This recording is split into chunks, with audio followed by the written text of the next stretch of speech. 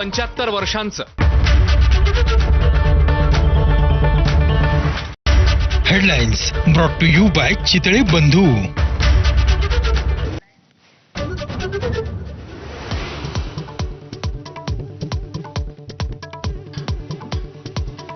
रामासारखं वागण्याचा प्रयत्न करा. वर्धापन दिनाच्या शुभेच्छा देताना उद्धव ठाकरेंचा भाजपला चिमटा. भाजप देशभरात धर्मात विष कालवत असल्याचाही आरोप.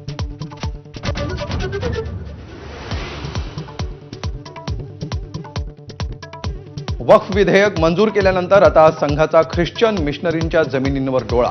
राहुल गांधींनंतर उद्धव ठाकरेंचाही दावा. तर वक्फ कायद्याविरोधात सर्वोच्च न्यायालयामध्ये 6 याचिका.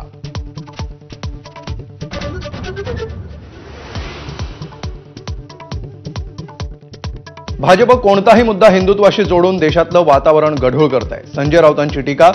मुख्यमंत्री काळाराम मंदिरामध्ये का आले नाहीत, राऊतांचा प्रश्न.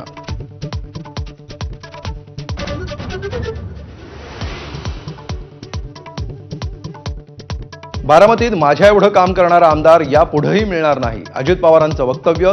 शरद पवारांना चिमटा असल्याची चर्चा. 1952 पासूनच्या आमदारांची कारकीर्द तपासण्याचं आव्हान.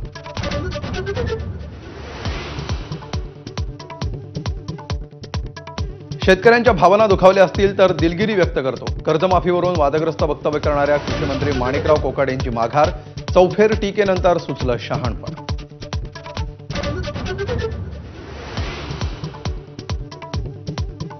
सर्व हिंदूंसाठी मंदिर, स्मशान आणि पाणी एकच असलं पाहिजे, सरसंघचालक मोहन भागवतांचं वक्तव्य.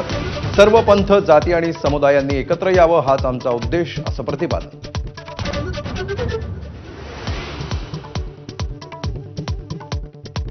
जहाज येताच लिफ्टप्रमाणे वर उचलल्या जाणाऱ्या पंबन रेल्वे पुलाचं पंतप्रधानांच्या हस्ते उद्घाटन. तर रामेश्वरम ते तांबराम रेल्वेलाही हिरवा झेंडा.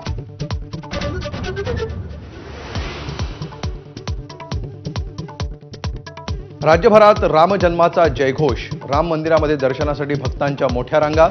दिवसभर विविध कार्यक्रमांचं आयोजन.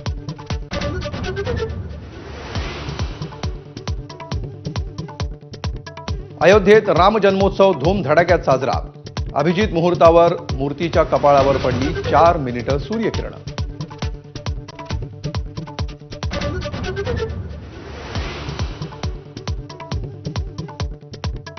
लातूरमध्ये महापालिका आयुक्त बाबासाहेब मनोरे यांचा गोळ्यात झाडून घेऊन आत्महत्येचा प्रयत्न, पण सुदैवानं बचावले. टोकाचं पाऊल उचलण्यामागचं कारण अजूनही अस्पष्ट.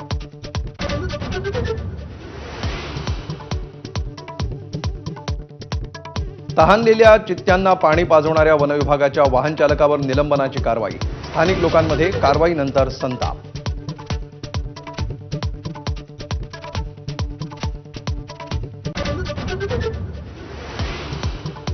ट्रम्प सरकारच्या धोरणांविरुद्ध अमेरिका रस्त्यावर.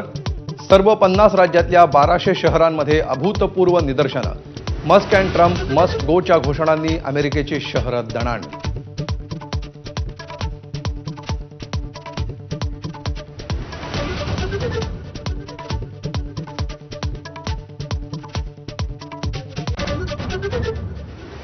नमस्कार, मी अमोल जोशी. महाराष्ट्र लाईव्ह मध्ये तुम्हा सगळ्यांचं स्वागत.